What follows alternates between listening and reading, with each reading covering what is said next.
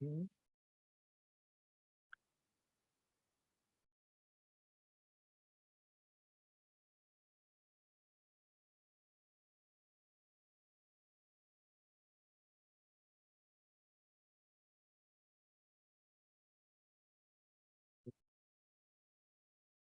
Nah, udah kelihatan share screen dari saya?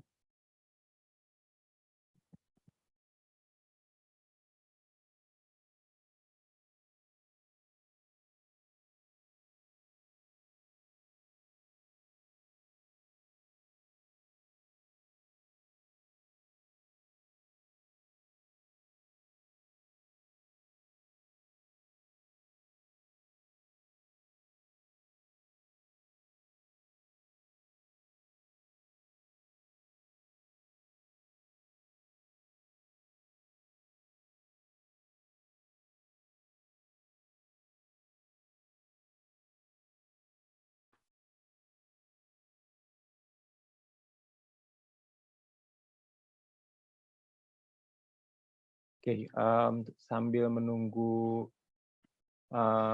share screen ya, mungkin saya akan cek dulu sebentar, ada kendala teknis di sini.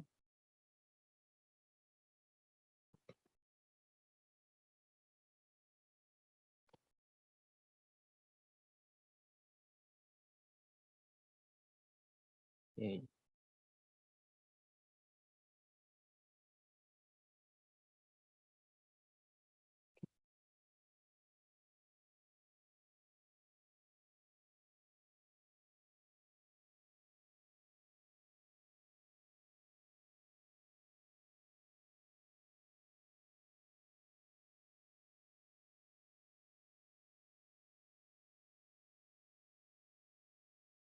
Saya ulang lagi share screen-nya, tadi tampaknya ada sedikit masalah teknis. Nah, ini mestinya udah keluar ya. Oke, sip. Ya, sebelumnya untuk bisa memahami konteks event ini, saya ingin kenalin dulu tentang Agate Academy. Jadi, Agate Academy selaku salah satu bagian dari penyelenggara event ini adalah bagian dari PT Agate Internasional yang tujuannya adalah untuk mengembangkan talenta di bidang game development. Ada beragam macam programnya, mulai dari Agate Game Course, terus yang mungkin cukup dikenal juga adalah Indigo Game Startup Incubation, terus juga ada program-program lain. Mungkin sedikit konteks bahwa Agate Academy ini udah dari sejak awal adanya Agate juga udah terlibat di program-program atau inisiatif-inisiatif yang berkaitan dengan pengembangan talent di game development. Mulai dari di awal itu 2011, zaman-zamannya mobile phone itu kita ngadain Mobile Game Development War, sampai kemudian yang terakhir-terakhir kemarin itu kita terlibat juga di program kerjasama dengan Kemenko yang namanya DTSF BA Game Creation, maupun juga kita kerjasama dengan Kemenperin yang namanya adalah Balai Diklat Industri. Seperti itu. Kurang lebih singkatnya bahwa Agate Academy itu terlibat di program-program yang mengembangkan talenta game development. Dan salah satu program yang mungkin cukup relevan juga dari sini adalah Agate Game Course. Jadi di tahun 2002 ini Agate akhirnya membuat produk baru, brand baru yang namanya Agate Game Course yang ditujukan untuk training, pelatihan berkaitan dengan beragam macam bidang game development, khususnya di programming dan 3D game art untuk level beginner maupun intermediate. Nah, event kali ini, sharing level up sharing ini tujuannya adalah untuk memberikan pengayaan bagi teman-teman yang pernah ikutan program-program Agate Academy lainnya, termasuk Agate Game Course, GTS, Kampus Merdeka, dan lain-lain, terkait dengan bidang-bidang spesifik dalam game development. Nah, saat ini yang akan kita bahas di event kali ini itu adalah game design, tapi ini adalah satu dari, nanti ada banyak lagi webinar-webinar yang lebih lanjut, lebih spesifik, akan kita ngebahas tentang game development. Seperti itu. Jadi kalau dari Agate Academy, semoga apa-apa yang nanti akan dibahas oleh pemateri di sini itu bisa bermanfaat untuk memperkaya pengetahuan teman-teman tentang game design lebih lanjut. Mungkin teman-teman yang sebelumnya pernah ikutan Indigo Game Academy maupun Agate Game Course dulu kan pernah ada dapat materi tentang game design nih. Nah, mungkin semoga di sesi kali ini bisa kayak lebih spesifik lagi tentang game balance, maupun juga langsung dapat contoh studi kasus dari game yang memang dibikin oleh Agate, yaitu Valkyrian Arc Hero School Story 2. Seperti itu. Mungkin sekian pembukaan dari saya. Mungkin saya akan langsung serahkan kepada moderator event ini, yaitu Mas Randi Sulistyo Budi. Dipersilakan Mas untuk diambil alih. Terima kasih. Oke, terima kasih. Ya, selanjutnya mungkin kita bisa dengerin sambutan dari tim Publishing Agate yang bakal dibawain sama Mas Tirto. Mas Tirto udah siap? Oke, halo. Oke, Ya, ya. Waktu dan tempat dipersilahkan, Mas. Thank you. siap. Terima kasih nanti. Oke, ya. Oke, selamat sore semuanya. Perkenalkan, nama saya Tirto Sudiatman, Global Manager dari Agate Internasional, selaku perwakilan dari Publishing Departemennya Agate juga. Sebelumnya, saya ingin mengucapkan terima kasih untuk waktu teman-teman semua yang telah menyempatkan hadir dalam acara webinar Agate Academy sharing dengan tajuk Balancing Valkyrian Arc Character Progression and Resource Management di Valkyrian Arc Hero School Story 2. Saya juga ingin berterima kasih kepada pembicara yang kami undang, yaitu Rigel Valdo Subiakto, yang sudah bersedia untuk menjadi pembicara dalam acara webinar ini.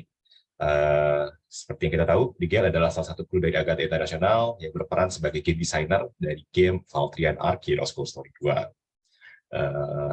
Acara ini kami buat dengan harapan untuk memberikan edukasi serta juga inspirasi kepada teman-teman semua yang mungkin tertarik atau sudah terjun atau ingin terjun untuk membuat game layaknya Valkyrian Hero School Story 2 atau game-game lain yang menggunakan genre RPG. Akhir kata dari saya sih, semoga acara ini dapat memberikan ilmu yang bermanfaat bagi teman-teman semua dan juga inspirasi untuk bergabung bersama kami di Agate Internasional. Itu saja sih. Terima kasih. Oke, terima kasih sambutannya dari Mas Tirto. Ya, acara selanjutnya bakal ada pemaparan materi game Balancing Valkyrian Arc nih, yang bakal dibawain sama Mas Rigel Rivaldo Subiakto. Panggilannya Mas Rigel ya, Mas ya? Mas Rigel? Ya, Rigel aja. Oke. Ya, Mas Rigel, waktu dan tempat dipersilakan buat Mas Rigel, monggo. Oke, makasih Mas Randy. Wait, aku share screen dulu. Oke, udah kelihatan ya? Udah, Mas Rigel. Sip.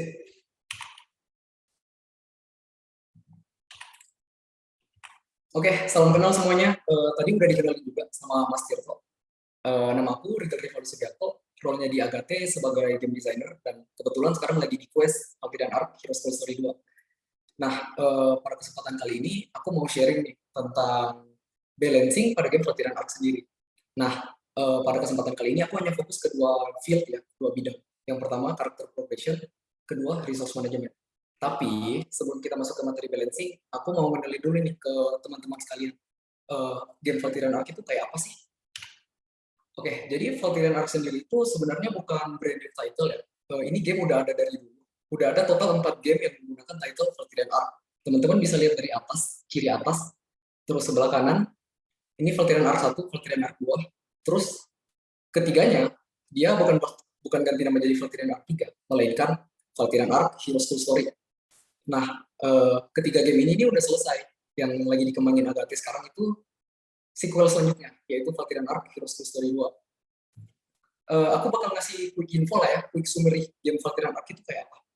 Jadi, basically, Valkyrian Arc itu gamenya berfokus pada school management, di mana saat melakukan school management, teman-teman akan mendapatkan perspektif dari seorang kepala sekolah atau seorang prinsipal.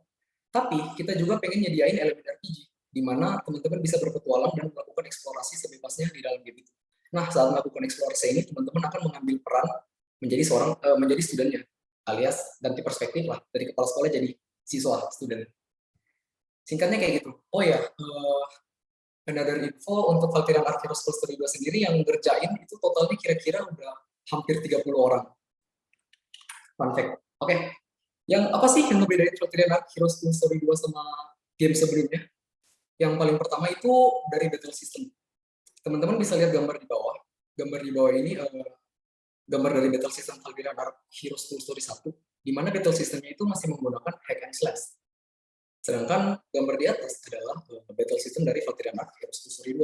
Kita udah ganti sistem nih, jadi turn based, jadi lebih strategi mainnya. Perbedaan kedua yang cukup besar itu mini games sih. Di Valkyrian Arc Heroes Story 1 sebelumnya kita nggak punya mini games, sedangkan di game yang sekarang lagi dikembangkan ini kita punya mini games. Teman-teman bisa lihat dua gambar. Ini adalah dua mini game dari total 4 yang kita punya. Oke, sekarang aku bakal mulai fokus ke Valkyrian Arc Heroes Story 2-nya ya. Oke, kita mulai dari core experience.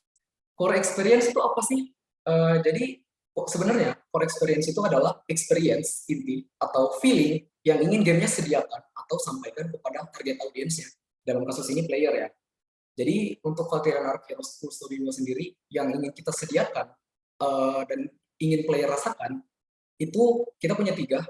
Yang pertama school management, kedua story, kita pengen nyediain story yang bisa player ikutin, dan yang ketiga kita pengen punya elemen RPG juga. Gitu. Ya basically ini yang target utama ya, premis dari Valkyrian Arc Heroes Story 2. Oke, sekarang lanjut ke core mechanics. Tadi kita udah bahas core experience. Core experience ya, basically itu apa yang ingin kita capai kan. Nah, core mechanics ini ada untuk membantu kita mencapai target itu. Bagaimana cara kita mendeliver experience itu ke player. Aku mulai dari definisi mekanik dulu deh. Mas Mekanik. Rigel, bentar Mas Halo. Rigel. Ya, Yes. kayaknya perlu di-adjust mic-nya soalnya suaranya rada putus-putus, Mas. Putus-putus Oh iya, ya. iya. Sorry. Banyak yang putus ya tadi, Mas Randy? Enggak sih, ini baru-baru aja tadi suaranya agak-agak nggak mulus, jadi Oke, iya. sorry. Kemungkinan karena internet atau emang kabelnya ini udah mulai ampas kali ya. Oke, aku lanjut ya di core Iya. mechanics. Udah lancar kok suaranya, aman. Oke, sip. Thank you. Aku mulai dulu dari definisi mekanik. Mekanik itu apa sih? Mekanik itu adalah hukum yang berlaku di dalam game itu. Tapi bukan hanya hukum. Mekanik itu mewakili input dan output. Jadi misal aku kasih contoh game Mario Bros ya. Mario Bros itu kalau kita pencet X, Mario-nya akan loncat. Inputnya apa? Input dari player adalah mencet X. Outputnya adalah event dari game. Eventnya itu adalah Mario-nya loncat. Hukumnya apa? Rules-nya apa? Mario hanya bisa loncat sekali, kecuali dia sampai ke tanah lagi. Kalau dia sampai ke tanah lagi, baru bisa loncat. Itu adalah rules yang berlaku. Jadi itu udah mewakili suatu mekanik. Nah, sekarang kita balik ke Valkyrian Arc Heroes Story 2 ya. Ini kita udah ada diagram. Mas Rigel, halo. I'm sorry, motong lagi. Jadi mungkin bisa dicek sensitivity mic-nya, Mas. Soalnya suaranya agak ini apa ya kesannya ya, kurang agak kresek-kresek. Itu ada ya dari apa partisipan juga tadi ada yang ngomong suaranya nggak begitu jelas, agak bergema ya. Mungkin setting ini ya sebentar. Iya, Aku setting coba. mic-nya, iya. Maaf ya Mas Rigel ya. Enggak apa-apa, biar bagus kan presentasinya.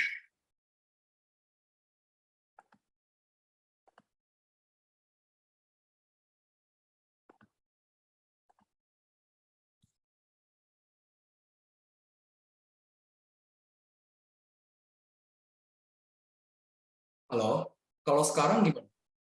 Kalau sekarang udah sih, tadi udah cukup lancar. Coba dilanjut dulu aja Mas, ntar kalau ada apa-apa lagi ntar saya kabarin. Oke, sip. Sorry ya, ini Ya, audio kualitas jelek, sorry. Oke, kita balik ke core mechanics. Jadi ini kita udah ada diagram, bilangnya apa ya? Diagram flowchart, ya pokoknya gitu. Ini adalah loop inti, loop yang mewakili core mechanic dari Valkyrian Arc Heroes Story 2. Jadi misalnya kita pengen nyediain mekanik pertama untuk mencapai experience yang udah kita set di awal tadi. Mekanik pertama kita pengen player bisa grow academy, player bisa mengembangkan akademinya. Dengan cara apa? Kita misalnya nyediain 2 fitur nih. Fitur pertama enroll student atau rekrut siswa-siswa baru. Fitur kedua adalah build mode. Jadi player bisa melakukan build mode atau membangun fasilitas apapun yang mereka mau untuk mengembangkan akademinya sendiri. Terus kalau misalnya kita berhasil melakukan grow academy, apa yang akan terjadi? Kita punya 3 keuntungan nih. Yang pertama fasilitasnya bertambah. Kedua aktivitasnya bertambah. Aktivitas ini maksudnya konten ya. Jadi dengan makin banyaknya building yang dibangun sama teman-teman, dengan semakin besarnya ekspansi akademi yang terjadi, konten yang bisa dieksplor itu akan lebih banyak lagi. Nah, dari dua benefit yang awal ini, teman-teman bisa lihat, teman-teman bisa lihat ini udah mewakili core experience yang pertama ya, school management. Terus lanjut ke interaction. Interaction ini maksudnya semakin banyaknya siswa yang masuk ke dalam sekolah, otomatis akan terjadi lebih banyak interaksi siswa. Dengan makin banyak interaksi, kan lebih banyak story yang bisa teman-teman baca atau teman-teman ikut. Nah, ini udah deliver experience yang kedua nih. Tapi dengan melakukan Grow Academy, otomatis kita harus membayar ya, dengan resource apa yang kita punya. Lanjut ke mekanik yang kedua, Grow Student. Kita pengen mengembangkan student atau siswa-siswa yang kita punya. Dengan cara apa? Kita punya fitur namanya schedule. Schedule ini mengharuskan teman-teman untuk mengatur schedule yang efektif untuk para student sehingga mereka mendapatkan hasil yang maksimal. Dalam status ini apa? Maksimal itu apa sih untuk student yang ada? Misalnya dia naik, statusnya naik, skillnya naik. Nah, itu udah mewakili experience ketiga kan, RPG. Seperti itu. Nah, terus setelah kita menyediakan dua mekanik yang ada tadi, gimana sih caranya kita menyediakan mekanik ketiga yang bisa membuat dua mekanik di awal tadi itu menjadi bermakna, ada purpose-nya, ada tujuannya. Ya dengan nyediain mekanik yang bisa memberikan perkembangan tadi. Ya misalnya kita punya dua. Yang pertama quest battle. Quest ini misalnya ada quest-quest yang sulit yang hanya bisa diselesaikan kalau studinya itu udah capable, studinya itu udah kuat, baru bisa kelar. Nah dengan cara itu perkembangan student jadi berasa, jadi bermakna. Terus kedua misal kita punya report. Report itu jadi di Valtirana kita punya cycle. Setiap cycle itu ada report. Reportnya itu mewakili akademinya ini udah berkembang sejauh apa sih? Ekonominya naik atau turun? Studennya bertambah banyak, studennya belajar sebanyak apa? Nah itu ada di report. Jadi kalau akademinya berkembang, reportnya juga makin bagus. Seperti itu ya. Jadi ini mewakili core mechanics. Core mechanics itu dipakai untuk deliver core experience. Nah ini aku udah banyak bacot tentang basic-basic apa ya di MVA. Semoga teman-teman udah setidaknya udah nangkep gitu VA itu gamenya kayak apa. Sekarang kita masuk ke menu utama nih, balancing. Oke, jadi balancing ini perannya ke dalam game itu besar banget. Kenapa? Karena balancing pertama tanpa nambahin mekanik baru, tanpa nambahin fitur baru, sentuhan balancing itu bisa mengubah feeling sebuah game.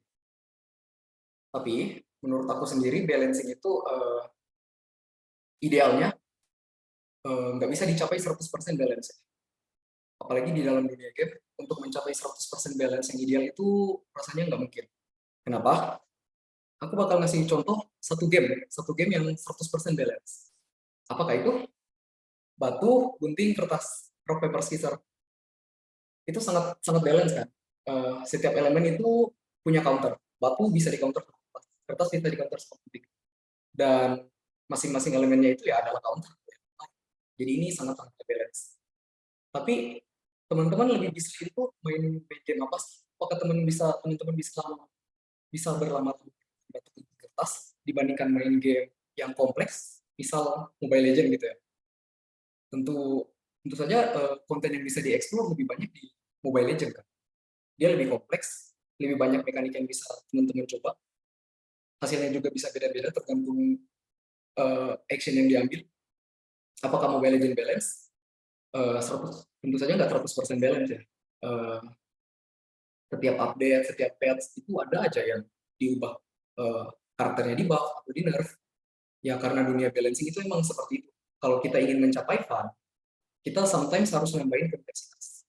Saat nambahin kompleksitas itu ya balancing pasti hancur. Balancing yang kita udah buat saat kita nambahin variabel baru dari luar, balancing yang kita udah buat itu pasti akan terganggu dan kita harus rebalance lagi. Seperti itu kira-kira. Dan konsep balancing sendiri, ini aku mau sharing quotes dari seorang game designer terkenal. Dia juga mantan director dari Overwatch. Namanya Jeff Kaplan. Kata Jeff Kaplan ini, persepsi balance dari mata player itu jauh lebih powerful daripada balance-nya sendiri. Jadi selama playernya merasa ini udah balance, ini fun. Berarti nggak apa-apa. Itu gamenya udah balance, gamenya udah good. Kita nggak, walaupun sebenarnya nggak 100% balance gitu loh gamenya. Jadi menurut aku ya peran game designer adalah gimana caranya supaya player bisa nangkep balance yang dimaksud oleh game designer. Misal kita punya karakter A ya, misal kita punya karakter A ini terlihat overpower dibandingkan karakter lainnya. Tapi sebenarnya kalau karakter A melawan karakter C dan D, karakter A itu nggak bisa apa-apa. Itu natural counternya dia. Tapi apakah semua orang bisa notice kalau counternya A itu C dan D? Tentu saja tidak, karena yang desain gamenya bukan mereka.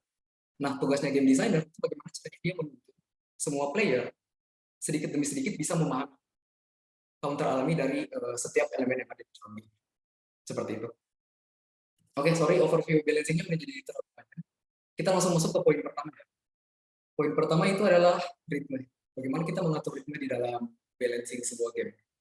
Mulai dari ritme ini, aku cuma mau pakai satu variabel yang sederhana, yaitu status ya. Dan kita berfokus di game RPG. Jadi di dalam game RPG itu setiap karakter punya status. Dia punya HP, dia punya attack, dia punya defense, dan lain-lain. Nah, untuk contoh kasusnya, aku bakal fokus ke status doang. Nah, misal kita mau ngatur ritmenya nih. Ritmenya, misal kalau saat melawan enemy biasa, player dengan status 5, enemy yang harusnya dia encounter, yang dia temui saat dia masih berstatus 5 adalah enemy yang statusnya 4, misal kayak gitu ya. Terus pada saat statusnya level up, karakternya level up, statusnya jadi 6, enemy-nya tetap 4. Kenapa? Misal ini ritme yang ingin disampaikan di desainer ya. Desainer tuh pengen playernya merasakan progression. Jadi seiring waktu progression karakter playernya itu lebih cepat dibandingkan enemy. Jadi playernya bisa ngerasain, oh karakterku tambah kuat. Seperti itu. Itu cara mengatur ritme. Nah, bagaimana caranya kita tahu ritme yang kita tentukan itu udah benar? Apakah terlalu cepat, terlalu lambat? Kalau aku sendiri ya, cara aku menentukan ritme ya dengan trial and error. Aku harus coba langsung hasil desain itu kayak gimana. Apakah apakah feeling seperti ini yang aku ingin playernya rasakan. Jadi basically untuk ritme aku cuma perlu trial and error sih. Untuk pengalamanku ya sekarang. Cuma butuh trial and error sampai ketemu feeling yang pas. Nah, ini contoh kedua, misal boss enemy. Nah, ini kita pengen ngerubah ritmenya nih. Yang ritme sebelumnya playernya bisa santai-santai, statusnya naik terus, enemy-nya progresnya lebih lambat. Kita mau enemy-nya ini, boss-nya ini, itu lebih kuat dari player. Misal saat player berada di status 8, level 8, bosnya itu udah ada di level 10. Otomatis player harus menggunakan variabel lain untuk bisa mengalahkan bos. Variabel lainnya itu misal seperti apa sih kalau di RPG? Ya dalam kasus ini misalnya dia punya item, healing item atau apapun itu, atau skill yang bisa meng-counter bos itu. Intinya jika hanya menggunakan stat, player nggak bakal bisa ngalahin bos. Nah, itu salah satu teknik atau teknik sih, cara aku untuk merubah ritme di dalam game. Ya, kira-kira seperti itu untuk pengaturan ritme. Kita lanjut ke poin kedua, ada cost and impact. Nah, jadi dalam dunia balancing, seperti yang aku bilang tadi, saat kalian sudah membuat sistem balance, dan kamu pengen nambahin variabel baru dari luar, balance yang kamu udah buat itu bakal hancur, bakal keganggu. Nah, yang seorang game designer pikirkan itu, apakah variabel baru ini worth it untuk dimasukkan ke sistem yang sekarang? Apakah nge-rebalance lagi itu, apakah nambahin kompleksitas dan nge-rebalance lagi itu bakal nambahin fun di dalam gamenya? Apakah waktu yang kita punya cukup? Ya, kira-kira untuk game designer challenge-nya seperti itu. Kita harus mikirin setiap decision yang kita make itu harus dipertanggungjawabkan. Nah, aku akan langsung lanjut ke contoh ya. Misal tadi kita udah bahas status dari karakter RPG.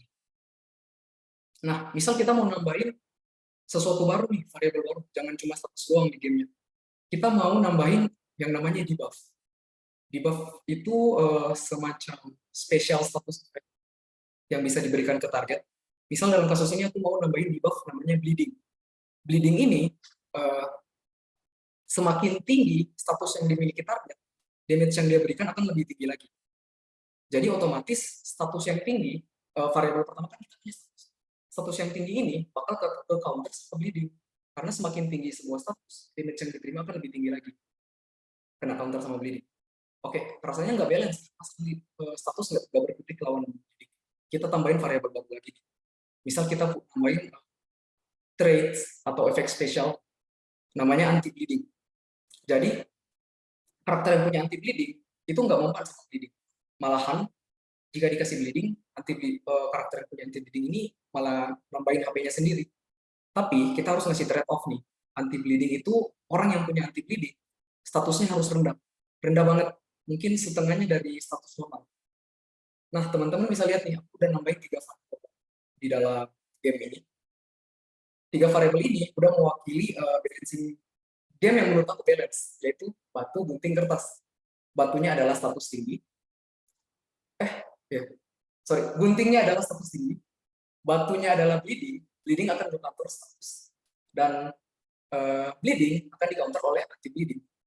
Jadi ini bisa jadi 3 pilar dasar dalam melakukan game balancing di dalam game. Nah, apakah teman-teman mau nambahin variabel lain? Terserah. Yang penting jangan lupa untuk dampak dari penambahan tersebut dan cost-nya. Nge-rebalance lagi-nya apakah terlalu ribet? Enggak. Kira-kira seperti itu untuk cost and impact dari sebuah balancing.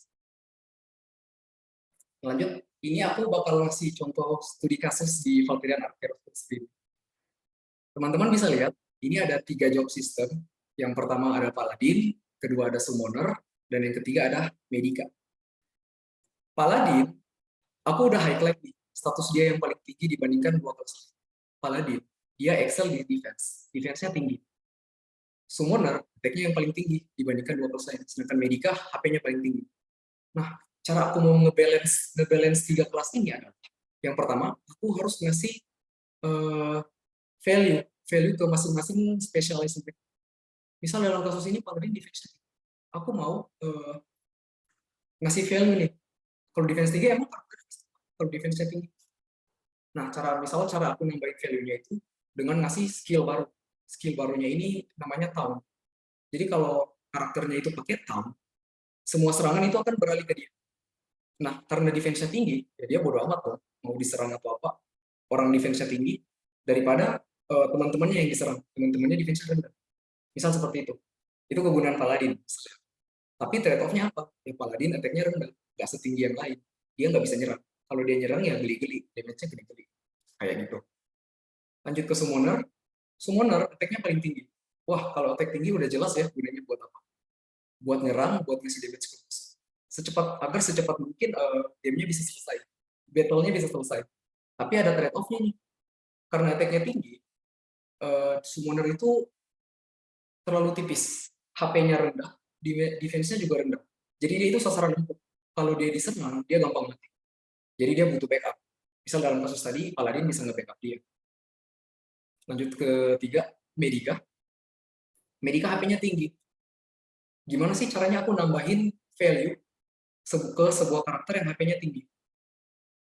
Kalau aku, misal ya, untuk kasus VA, aku bakal nambahin skill nge-heal yang nambahin HP teman, tapi healingnya itu berdasarkan dari maksimal HP si caster, si pengguna skill. Jadi Paladin pakai skill healing sama Medica pakai skill healing, itu output healingnya beda. Healingnya Medica itu pasti lebih deras. Nah, di situ value-nya Medica. Jadi untuk balancing game, menurut aku ya, kalau aku so far caranya tinggal nambahin value. Pertama nambahin value. Kedua ngasih trade off. Dan siklusnya berulang-ulang. Setiap aku misalnya ada baru, ada sistem baru. Ya kita harus ngasih value lagi dan ngasih trade off lagi. Dan make sure setiap kelas itu punya counter gitu. Jadi nggak ada kelas yang pasti menang. Menurut aku gitu. Kalau untuk mencapai balancing yang fun. Terus sekarang kita lanjut balancing resource. Oke, jadi basicnya balancing itu rasanya udah aku cover di slide sebelumnya. Untuk resource sendiri itu sama kok kayak balancing karakter progression. Kita harus ngerti dulu value yang kita punya apa, variabel yang kita punya apa, dan kita mau nambahin variabel apa. Variabel baru ini akan akan mempengaruhi variabel yang udah ada sebanyak apa sih? Sekarang aku coba kasih contoh ya, contoh kasus di Valkyrie Heroes Full Story 2. Untuk balancing resource, saat teman-teman baru pertama kali Valkyrie Heroes Full Story 2, teman-teman itu akan dikasih 30.000 volt. 30.000 volt ini, teman-teman boleh pilih mau spend dia buat apa. Apakah teman-teman akan membangun fasilitas agar studennya makin kuat? Kalau studennya makin kuat, eksplorasinya makin gampang. Eksplorasinya makin gampang, farming gold lebih mudah. Atau teman-teman mau spend langsung 30.000 volt ini bangun satu building. Nama building ini market. Market itu akan nge-generate gold setiap harinya 1.000 misal. Nggak ada pilihan yang salah, tapi itu terserah player. Player mau pilih lead member. Mereka mau grinding, mau memperkuat student, mau barbar di exploration, atau mereka mau pilih passive income. Misal seperti itu. Oke. Contoh kedua lagi. Anggaplah teman-teman udah berada di fase mid game. Jadi udah di pertengahan game di awal-awal. Dan teman-teman punya goal 100.000. 100.000 ini teman-teman mau pakai buat apa?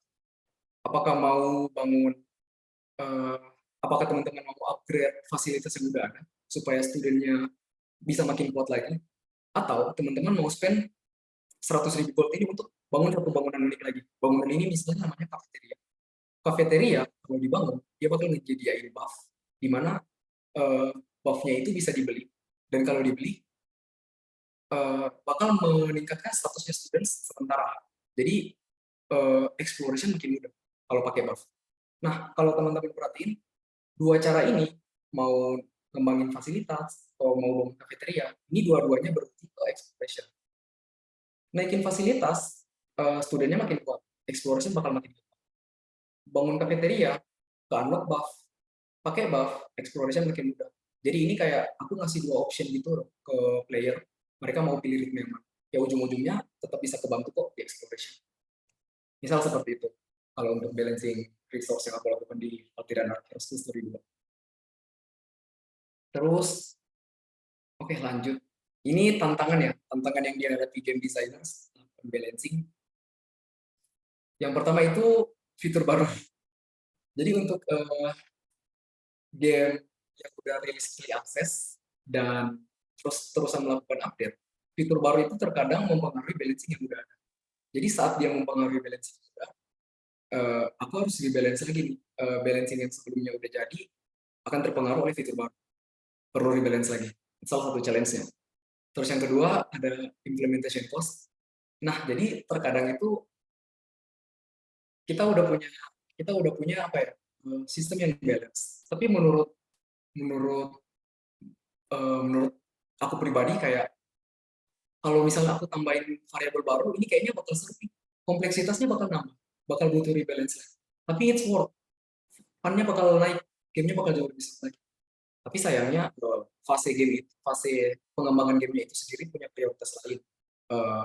Misal mereka lagi ngejar fitur lain lebih penting lagi. Jadi ya kita harus bisa ngertiin gitu posisi timnya, kondisi tim. Itu salah satu challenge-nya juga saat melakukan balancing. Dan yang terakhir, delivering intent game designer ke player. Jadi kadang aku misalnya aku ngedesain boss battle. Boss battle itu statusnya segede apa, skill yang dia pakai itu seperti apa. Nah, intent aku misalnya tapi ternyata pas dicoba sama QA atau game tester, ternyata mereka nangkapnya B, bukan kayak A. Jadi ujung-ujungnya nggak fun. Kok gini sih, susah banget, nggak seru. Padahal kalau mereka nangkep intentnya, itu ternyata seru. Nah, itu aku harus make a decision nih. Antara metanya harus yang udah aku desain itu harus scrap, ganti yang baru. Atau aku nyoba nutupin lubang-lubang yang ada, supaya mereka bisa terarah ke intent yang aku ingin sampaikan. Nah, itu challenge-nya juga sih, saat melakukan balancing di dalam game. Oke, rasanya aku cukup segitu aja. Kak Randi, makasih untuk waktu yang diberikan. Aku kembaliin ke Kak Randi.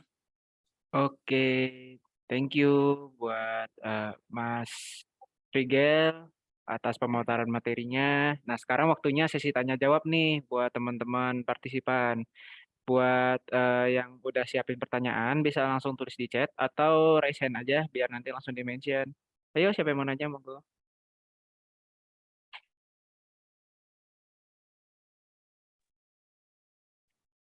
Oke.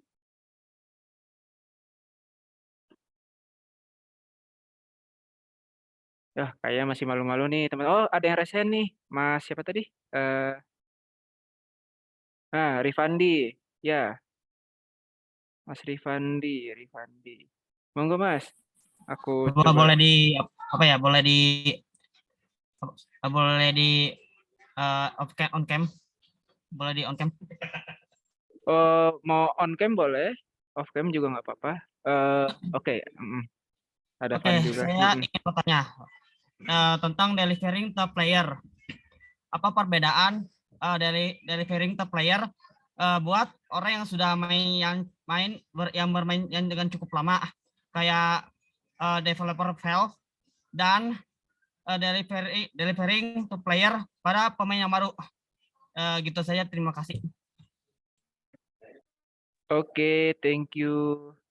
Mas Rigel mau langsung jawab atau mau ditampung dulu? Langsung jawab aja kalau gitu. Oke, mau langsung dijawab Oke. aja Mas Rigel. Jadi biasanya proyek itu dimulai, kita itu udah punya target audience. Target audiensnya ini mau kayak apa? Apakah benar-benar newbie di dalam genre RPG atau orang yang udah berpengalaman di dalam RPG? Gitu. Jadi itu dari awal proyek kadang udah jelas targetnya mau ke siapa. Jadi ya balik ke pertanyaan Mas, siapa tadi? Mas Rifandi ya? Ya. Perbedaannya apa? Ya tergantung target audience. Kalian mau deliver gamenya untuk siapa?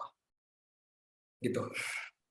Bisa nggak target audiensnya cari yang dua-duanya, misalnya yang pemain yang loyal sama pemain yang baru gitu. Oh, bisa aja. Nanti berarti scope gamenya bakal lebih luas lagi. Jadi kayak tutorial, guide, segala macam. Mungkin itu butuh effort atau implementation cost yang lebih banyak lagi untuk agar kita bisa reach target audience yang lebih banyak lagi. Kayak gitu sih. Kalau dari aku ya. Oke, Thank you so much. ya. Mas Rifandi udah terjawab ya pertanyaannya. Makasih loh Mas Rifandi udah nanya. Oke, lanjut kita ke Mas Van. Mas Van, aku unmute dulu. Monggo, kalau mau langsung tanya. Terima kasih atas kesempatannya. Saya mau bertanya, tadi waktu kakak Rigel menjelaskan mengenai balance yang kakak gunakan kan menggunakan yang namanya rhythm.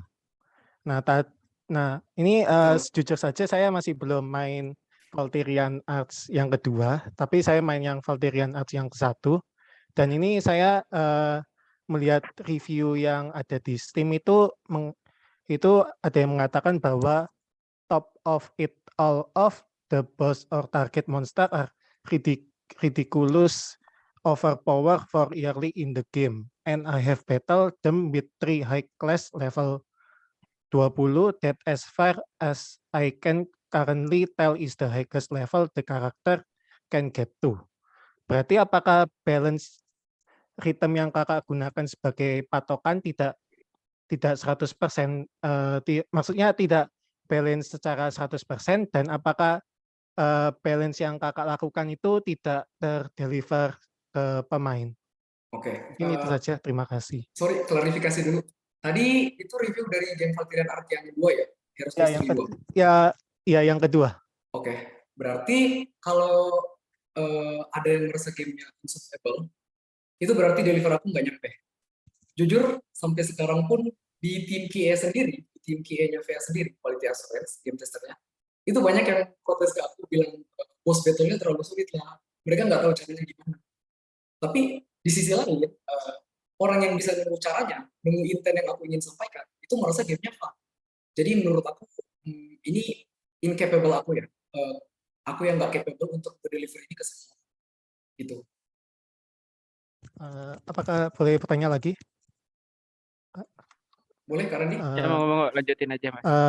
Lalu untuk bagaimana cara kakak untuk mengatasi jika ada pemain yang tidak jika pemain tersebut tidak menangkap maksud dari kakak itu, tidak Oke. terdeliver ke pemain tersebut. Oke. Aku bakal ngasih insight aku ya. Jadi dalam proses development, eh, terkadang kayak apa yang kita butuh itu nggak bisa disediain sama programmer atau tim dev lain. Kan desainer tuh tukang ide ya. Kayak, oh aku punya ide mau nambahin ini, mau nambahin itu. Tapi sayangnya gamenya sendiri punya fokus lain, prioritas lain. Jadi kita nggak bisa nambahin hal yang menurut kamu butuh karena ada prioritas lain. Misal ya, kalau untuk balancingnya itu, aku merasa aku butuh A, B, C. Tapi ABC-nya itu nggak bisa diimplement karena sibuk, tim dev-nya sibuk, nggak bisa ngerjain itu. Nah, jadi solusinya untuk aku sekarang, kalau misal aku nemu player yang emang benar-benar nggak bisa soft game-nya, yaitu aku bakal ngasih decision-nya ke tim. Ini gimana? Apakah mau di-scrap? Bukan di-scrap sih. Apakah mau di-turn down aja difficulty-nya? Ataukah ini cukup fun? Nah, itu aku biarkan keputusan diambil sama tim. Nah, misalnya dalam ini aku kasih insight juga diskusi dalam tim. Jadi diskusi dalam tim kadang, oh ya ini sulit, Tapi kalau ngerti intinya, itu jadi fun. Kayaknya nggak apa-apa deh. Kayaknya ini emang orangnya yang nggak ngerti. Ini emang orangnya yang nggak ngerti RPG. Nggak apa-apa, bisa kayak gini aja. Misal seperti itu. Jadi solusi pertama itu, aku butuh variabel baru, tapi variabelnya nggak bisa diimplement. Jadi udah nggak ada jalan lain. Jadi either kesulitannya aku turunkan atau dibiarkan kayak gitu. Baik Kak, sudah cukup menjawab. Terima kasih. Oke, Mas Pandu, terima kasih. Kita lanjut gantian ya yang ada di kolom chat. Pertanyaan dari Farishan yang pertama. Dari Zaki Alkaf dulu. Dari Zaki Alkaf. Balancing itu perlu playtest nggak sih, Kak? Bagaimana kita menentukan variabel yang perlu dites untuk balancing? Oke. Balancing tentu saja perlu dites. Aku sendiri kalau nge-balancing game, ya perlu tes. Kayak, apakah ini feeling yang ingin aku deliver ke playernya, atau ini terlalu cepat, apakah ini terlalu lambat, atau udah pas, ya itu perlu dites. Sebagai game designer, aku perlu ngetes, sampai aku menemukan feeling yang aku suka. Nah, bagaimana kita menentukan variabel yang perlu dites untuk balancing? Nah, ini udah, tadi di presentasi aku udah bilang variabel-variabel yang ada itu game designer udah harus aware sama variabel-variabel yang dia udah punya. Nah, kita mau nambahin apa? Dampaknya apa ke variabel yang udah ada? Nah, itu semua yang perlu diperhatikan. Oke, udah terjawab ya, Mas Zaki. Oke, kita lanjut ke pertanyaan selanjutnya dari Farishan. Kak, di game VA kan ada automated testing khusus untuk game balance gak, Kak? Kalau boleh share sedikit tools atau workflow yang dipakai untuk balance test, itu apa ya, Kak? Thank you. Tuh, pertanyaannya. Jadi, mungkin boleh di-share tools atau workflow yang biasa dipakai untuk balancing test itu apa aja? Oke, sayangnya untuk loop testing itu nggak ada. Jadi kalau mau ngetes ya manual, harus ulang-ulang gitu sendiri dari game designer. Tapi kita boleh request kok ke tim programmer. Misal ya, kalau misalnya game untuk ke battle itu, misal kita harus pencet beberapa button supaya bisa sampai ke battle. Itu kan lama ya. Kayak, waktuku habis nih cuma buat mencet-mencet button lain. Itu kita bisa request ke programmer atau tim dev lain.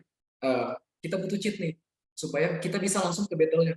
Gua mau langsung coba hasil balancing gue ini kayak gimana sih. Jadi kalau untuk tim dev sendiri biasanya kita bakal minta cheat untuk bisa langsung direct testing tanpa harus ngelewatin flow-flow yang udah ada. Iya, jadi semacam apa ya, cheat yang legal ya untuk keperluan testing. Iya. Iya. Oke, lanjut pertanyaan ke IGD Sukma Artawan. Ini bukan pertanyaan, ini pertanyaan nih. Oke, aku bacakan dulu ya. Kalau aku biasanya dari spreadsheet ke engine atau dev room. Nanti kalau udah balance ya diimplement. Kalau enggak diubah spreadsheetnya. Kira-kira gitu ya, Kak? Ini Oke, ini pertanyaan. maksudnya Yang balancing tadi, dia mention yang balancing tadi, Mas. Nah, pas lagi balancing itu biasanya dari spreadsheet. Kalau versi dia, aku biasanya dari spreadsheet ke engine. Nanti kalau udah balance diimplement. Kira-kira kayak gitu nggak ya? Salah satu contoh yang efektif? Bentar, ini aku cukup bingung. Dia Mm-mm. bilang dari spreadsheet. Spreadsheet itu kan Mm-mm. Excel. Terus Mm-mm. ke engine. Engine ini Mm-mm. maksudnya game engine ya? Berarti kalau udah masuk game engine udah ke implement dong? Atau Iya. gimana? Tapi aku coba ngejelasin flow. Oke. Mm. Kalau di VA sendiri, otomatis kita butuh Excel. Excel itu dibutuhkan buat dokumentasi. Jadi orang-orang non teknikal yang butuh data-data gamenya, misal game tester, QA, mereka bisa langsung lihat di Excel. Oh, ini data-data yang dibuat sama desainer nih. Harusnya kayak gini data-datanya. Apakah udah sesuai dengan gamenya atau belum? Nah, itu kenapa butuh taruh di Excel. Terus masukin ke engine ya kalau emang udah mau diimplement aja. Tapi most of the time pasti langsung dicoba kok, pasti langsung dimasukin ke engine. Nah, tapi kalau gitu kan nguli ya. Jadi harus masukin Excel, habis itu masukin lagi di engine. Jadi kayak nguli dong, kita masukinnya 2 kali. Kalau yang proper workflow-nya, seharusnya itu ada converter. Jadi dari Excel itu bisa langsung ke convert, yang bisa langsung dibaca datanya oleh game engine. Kayak gitu sih, kalau workflow yang proper untuk pemasukan data. Oke. Jadi ya, semoga menjawab ya Mas Iga Sukma Artawan. Oke, aku mau lanjut ke yang raise hand nih, Dimas Iqbal. Bisa aku izin unmute ya. Monggo Oke. Mas. Heeh. Tes, masuk ya? Langsung masuk. Masuk, masuk. Oke, sebenarnya ada 2 pertanyaan sih. Yang pertama berhubungan sama game tes itu. Tadi sebenarnya mungkin sudah agak-agak terjawab ya sama pertanyaan-pertanyaan dari yang sebelumnya. Cuma mungkin satu lagi, sebenarnya kan tadi sempat ngomongin tentang trial and error gitu ya untuk ngetes balance. Itu yang ngetes itu maksudnya dari tim desainer sendiri atau ada kayak tim game tester atau? Oke, jadi flow-nya itu dari game designer. Game designer nyari feeling yang ingin dia deliver ke player. Kalau misalnya game designernya merasa udah oke, feeling yang aku pengen sampaikan tuh kayak gini nih, ya udah implement aja. Setelah diimplement, nanti bakal dites langsung sama QA, quality assurance game tester. Nah, kalau misalnya udah dites sama, kalau aku ya, aku nggak bakal ngasih tahu intern, tapi aku bakal langsung nanya ke QA-nya, apa yang kamu rasain gitu pas nyobain hasil desainnya. Nah, kalau dia udah ya ngasih tahu aja yang dia rasakan, baru deh aku dapat insight. Oh, desain aku ini deliver. Oh, ternyata dia miss. Ternyata nggak kayak gini. Ternyata ada case yang terlewatkan. So, kayak gitu. Sama untuk tesnya sendiri itu dia apa ya? Ngetesnya tuh setiap implementasi sistem baru terus dites, sistem baru dites gitu, atau kayak batch gitu, kayak misal 10 sistem habis itu dites atau gimana workflow testingnya ini? Kalau aku sendiri tergantung fiturnya ya.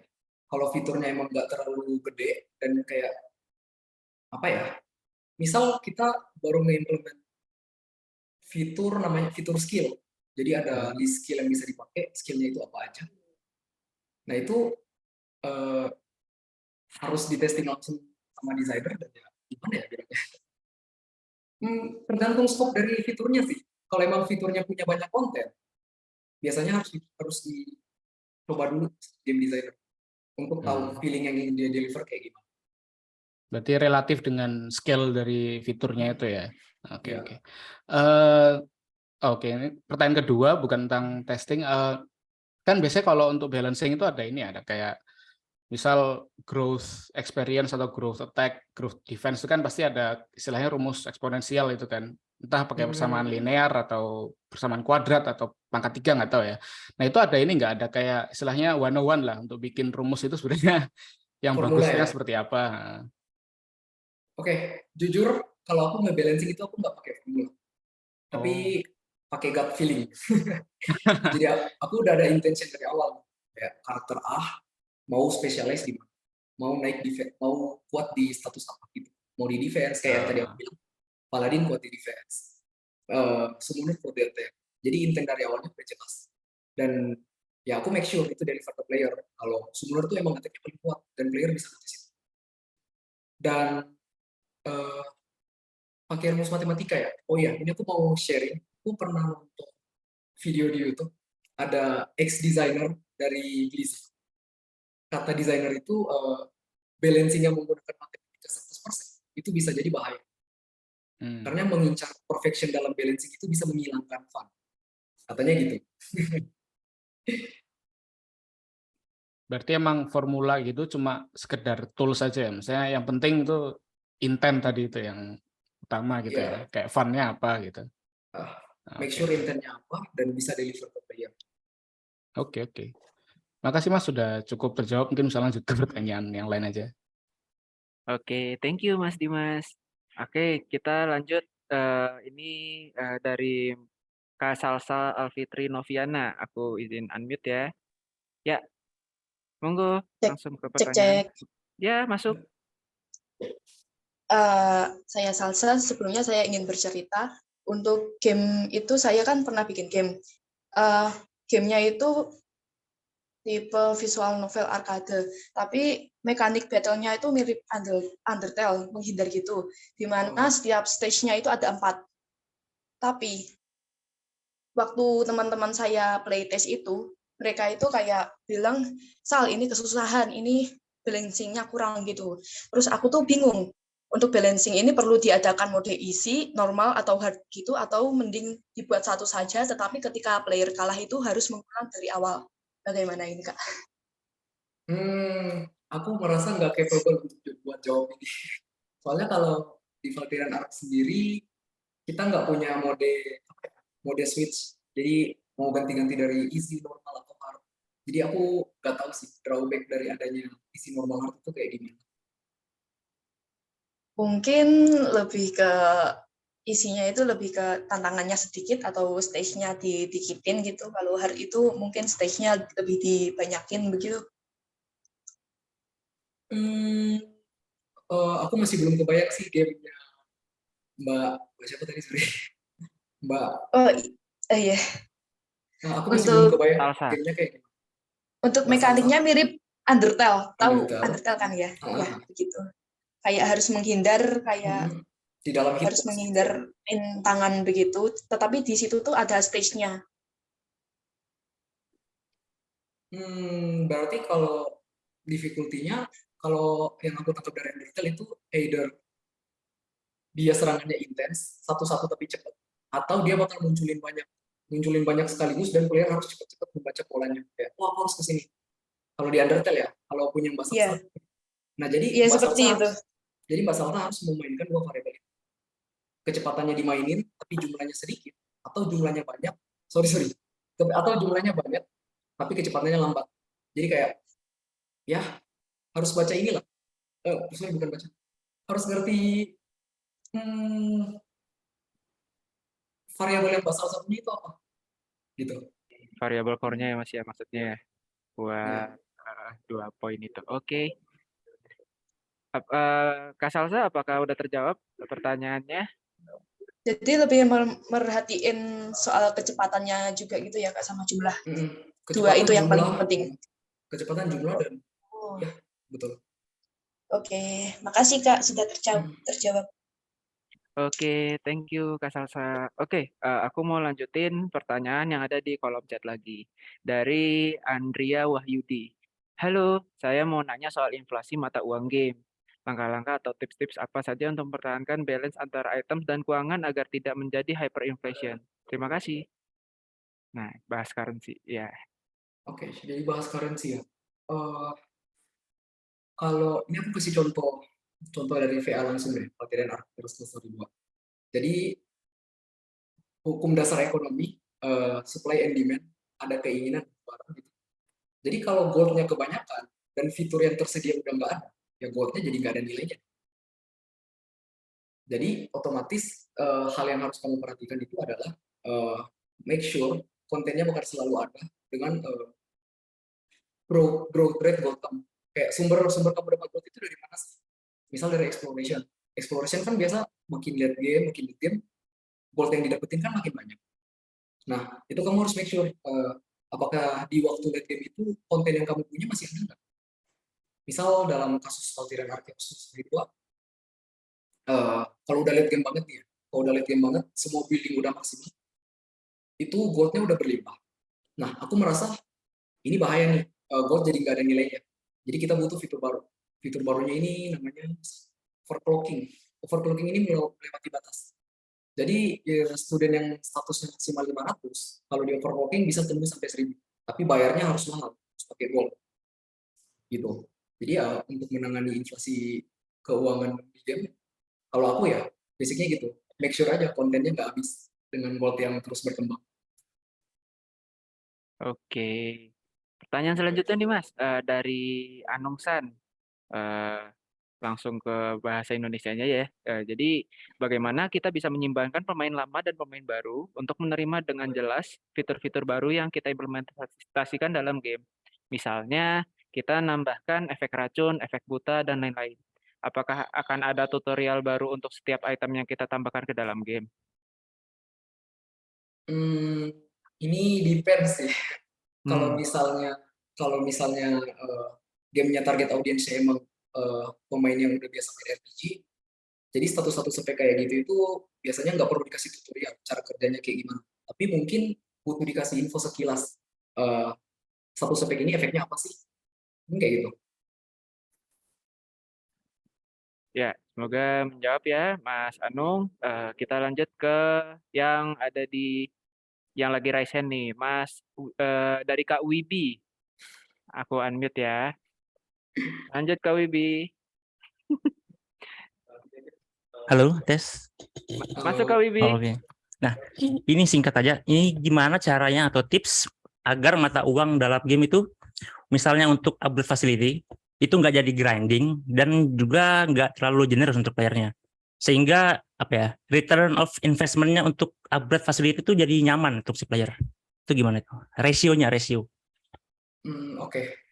Jadi cara untuk mencapai ini beda-beda ya, tergantung desainernya kayak gimana. Tapi kalau aku, misalnya, aku tadi sempat mention kan di presentasi, ada yang namanya billing market. Market ini bakal ngasih passive income. Setiap harinya bakal ngasih gold. Goldnya itu bisa dikembangkan. Misalnya yang setiap harinya 1000, bisa jadi setiap harinya 5000 kalau teman-teman mau upgrade. Jadi aku ngasih choice ke player. Mereka mau grinding untuk terus mendapatkan uang, atau mereka mau grinding tapi invest. Jadi setelah invest itu bakal ada passive income. Kalau cara aku, ya cara orang lain mungkin beda. Oke, Mas. Thank you, Mas. Oke, thank you. Kita lanjut ke Kak Lala Saka Salsabila. Aku unmute ya.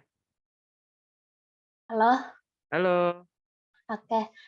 Jadi untuk pertanyaan saya, ini kan Kak, saya kan beberapa kali kayak pernah dengar gitu keluhan beberapa orang, katanya akhir-akhir ini game beberapa banyak yang nggak challenging gitu, terlalu gampang atau semacamnya. Tapi kayak kalau sebagai game designer, kadang kepikiran gitu, sebenarnya apa sih, gimana sih caranya kita tuh bisa tahu kalau game yang kita buat itu tuh challenging gitu. Kayak apa ya, sepertinya bikin game susah itu tuh bisa, tapi nggak boleh sampai titik di mana player itu frustasi lalu drop off. Nah, itu gimana caranya kita masih bisa bikin game yang combat yang challenging yang menyenangkan, tapi nggak sampai bikin player drop off. Mungkin itu aja dari saya. Gimana ya? Kalau menurutku mungkin butuh user research, butuh apa ya? Butuh ngasih game kita langsung buat dicoba sama orang lain. Terus kita nerima feedback dari mereka. Gamenya ini sesusah apa? Apakah sulit tapi fun? Apakah unsolvable atau terlalu mudah? Ya kita butuh pendapat orang lain. Dalam kasus tim development, untungnya kita punya QA. Jadi QA itu yang selalu ngasih feedback gitu. Kadang-kadang kan desainer tuh nggak berfokus di satu fitur ya. Kadang-kadang ada fitur lain yang harus dikerjakan. Jadi fitur yang balancing yang udah kita kerjakan kadang-kadang ketinggalan, ditinggal, terus habis itu lupa. Oh, aku dulu sampai sini loh. Tapi diingetin lagi sama QA. Oh, ini nggak deliver nih, ini ada yang susah. Balik lagi. Terus bagaimana cara bikin gamenya fun, challenging tapi fun.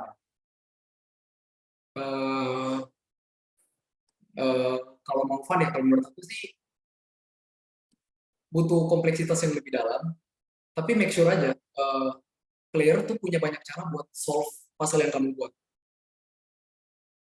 Jadi kayak tadi aku jelasin di presentasi, kalau kamu cuma punya batu gunting kertas, ya gamenya sederhana dong, nggak bakal begitu fun. Tapi balance. Atau kamu mau nambah kompleksitas, nambahin variabel lain, makin kompleks nih, ya otomatis kamu tugasnya nge-balance itu. Tapi ya kalau emang kamu bisa benar, jadi kayak player tuh punya banyak cara buat nge-fit dan caranya itu beda-beda. Menurut aku itu fun. Menurut aku lah ya. Oke, baik, dapat diterima jawabannya. Terima kasih Kak Rigel. Sama-sama. Oke, terima kasih Wibi. Oke, lanjut ke tadi Lala, sorry ya. Tadi Lala bukan ya namanya? Iya, Lala. Salsa Afif. Oke. Kita lanjut ke pertanyaan yang ada di chat ya. Lanjut dari Afif MP. Apakah bikin compulsion loop prinsipalnya harus selama mungkin? Gimana tipsnya bikin compulsion loop dari 2 menit ke 2 jam dan bikin player nggak jenuh? Waduh, bikin loop ya. Bikin loop itu yang penting kamu tahu dulu experience yang pengen yang kamu deliver ke player. Terus ya coba satu-satu lagi tuh mekanik apa yang bakal works. Kalau kamu taruh mekanik sini, apakah experience yang terdeliver? Terus apakah dengan mekanik yang kamu buat itu punya berjalan dengan baik? Atau malah ada yang ini nih, ada yang nggak works gitu di beberapa part. Kan kadang-kadang ada mekanik yang kok bisa nge-deliver experience itu, tapi somehow mekanik itu nggak cocok, loopnya itu nggak jalan. Misal kayak gitu. Oke, semoga jawab juga ya Mas Afif ya. Oke, aku mau lanjut ke pertanyaan selanjutnya. Dan mungkin ini akan jadi pertanyaan terakhir. Aku ke ini Ahmad Mustafa Zakaria. Kalau gamenya udah tahap beta, gimana proses balancingnya sebelum rilis? Apakah fokus ke minor change atau ke major change juga? Kalau di Valkyrian Arc sendiri fokus ke major dulu. Jadi kalau ada fitur-fitur baru yang major terus ngebug, ya kita para dev bakal fokus ke situ. Tapi dengan catatan balancing itu harus tetap selalu disentuh di dalam game. Jadi kayak 80% itu ke major, 90% deh. 10%-nya itu tetap harus disediain buat balance. Jadi kalau misalnya ada yang konten yang ngaco, ya harus langsung di rebalance kayak gitu.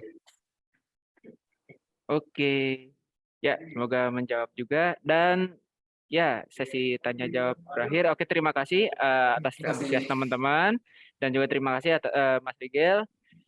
Selanjutnya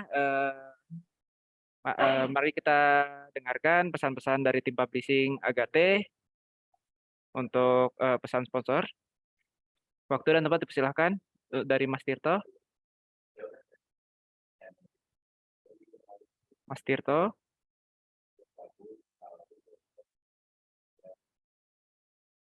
Halo. Ya, Mas Tirto sepertinya lagi ada kendala teknis. Oke, kalau gitu ya kita lanjut ke pesan-pesan dari tim Agate Academy. Dari tim Agate Academy, waktu tempat dipersilahkan, monggo. Oke, terima kasih Mas Randi dan juga Mas Rigel karena sudah berbagi sharing terkait dengan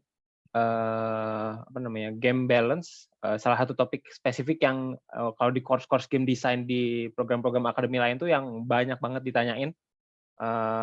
Jadi moga-moga buat teman-teman semua bisa dapat insight lebih lanjut terkait dengan game balancing. Buat teman-teman yang minat tentang game design juga bisa semoga apa-apa yang tadi sudah di-sharing sama Mas Rigel tadi udah bisa ngasih lebih detail sih. Oh, kalau game balance itu diimplementasiin di dalam game seperti game Valkyrian Arc itu tuh seperti apa? Semoga bisa ngasih insight lebih lanjut. Itu pertama-tama. Terus juga sekali lagi terima kasih buat teman-teman sudah hadir di sesi kali ini. Sebelum sesinya saya tutup, mungkin saya ingin meminta tolong buat teman-teman semua untuk bisa mengisi form feedback yang linknya sudah dicantumkan di kolom chat, dan juga mau mengingatkan bahwa nanti feedback teman-teman akan disampaikan kepada tim yang menyelenggarakan program ini, dan ini bukan webinar yang lepas. Jadi nanti setelah ini masih akan ada rangkaian-rangkaian webinar terkait dengan topik-topik spesifik di dalam game development yang ngambil studi kasusnya itu dari game-game yang ada di Agate. Paling kurang lebih seperti itu yang bisa saya sampaikan. Sekali lagi terima kasih buat semua pihak yang terlibat. Mungkin sampai di sini dulu sesinya kali ya, Mas Randi ya. Saya tutup. Selamat sore, sampai ketemu lagi di sesi-sesi selanjutnya. Thank you semuanya. Terima kasih Thank you semuanya. semuanya. Sorry.